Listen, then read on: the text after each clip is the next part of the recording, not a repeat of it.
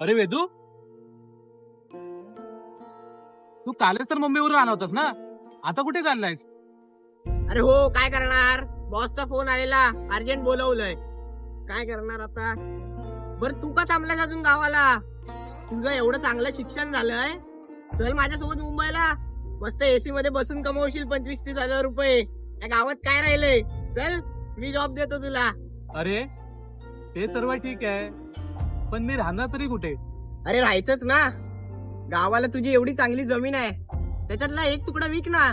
मुंबईला चांगला फ्लॅट घेशील आणि तुझा राहायचा प्रश्न पण मिटेल. अरे बोलताना किती सहज बोलून गेलात रे, पण तू ह्याचा कधी विचार केलास का रे? आपल्या जमिनी आपण परप्रांतीय लोकांना विकणार, पण येणाऱ्या भविष्य काळात आपण सणवारी कधी गावी आलो तर आपल्याच घरी आणि आपल्या जमिनीवरती आपण परक्याप्रमाणे राहणार. आणि राहिला प्रश्न शेतीचा, एक लक्षात ठेव, जर येणाऱ्या भविष्य काळात सर्व शेतकऱ्यांनी शेती करणं बंद केलं ना, तर आपण जसं पिझ्झा ऑर्डर करतो तशी आपल्याला भाकरी ऑर्डर करावी लागेल. तर जाऊ दे, तुला नाही समजणार.